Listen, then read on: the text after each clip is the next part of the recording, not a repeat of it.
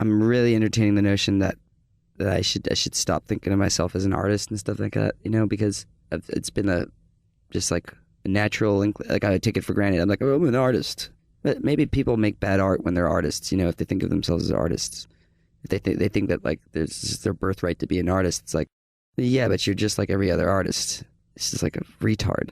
I'm like, gotta do my art or I'll be miserable. But I'm miserable, so I have to do my art. Like what's the point, man? Like either it should be a means to an end. I'm okay. I've purged my art. I'd rather be happy. Happiness is the virtue and growth.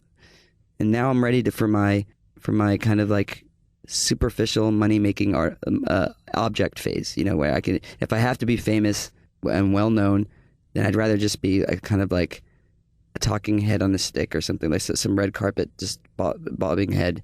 That people, it's less personal, so it's easier for me to like actually face it.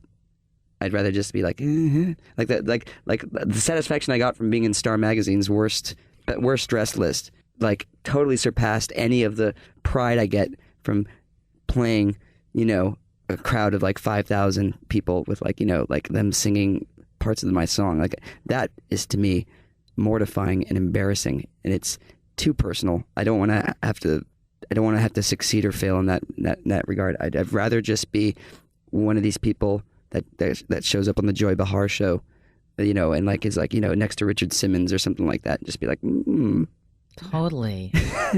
Joy Behar and Richard Simmons and you? That sounds like the new Joan panel Rivers. of judges on American Idol, if you ask me. Joan Rivers. And Joan Rivers. All geniuses, in my opinion. Richard Simmons, genius. Mike Tyson, genius. Charlie Sheen, genius. Actually, I thought he was crazy last week, but I'm starting to come around on him. The common thread of genius between those people being their ability to be themselves, balls out or whatever. Yeah. Be themselves. Yeah. And to be in touch with their weird. Right. They're not, like as opposed to somebody like Britney Spears, who might have been in touch with their weird for about 5 seconds and had a second of humanity, but then everybody intervened and she you're going to rehab. You're going to, you can't shave your head. It was some. Oh my God! Don't even get me started on that. I mean, like everybody when everybody has their meltdown, it's like it's not a meltdown. It's actually just it's they have every reason to be having the meltdown.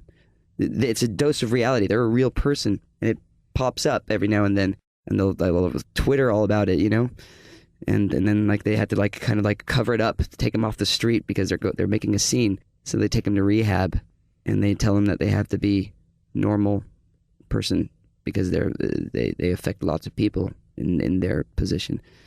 So they believe their own hype, and they're around terrible people, and it's really hard to be a real person in Hollywood. I think really, really hard, and there's not enough models that people can look up to and see. Oh, this is actually something that I want to be like.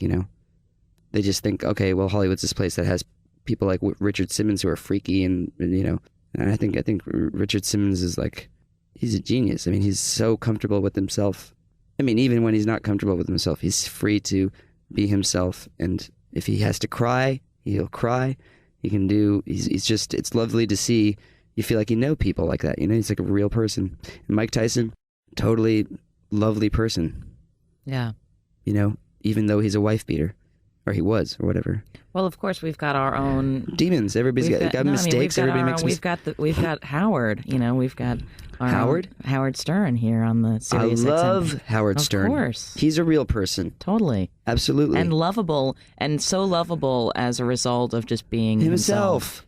Yeah, but that won't be me. You'll just like me because I'm like some sort of elusive. I want to be just like a kind of like a sex object.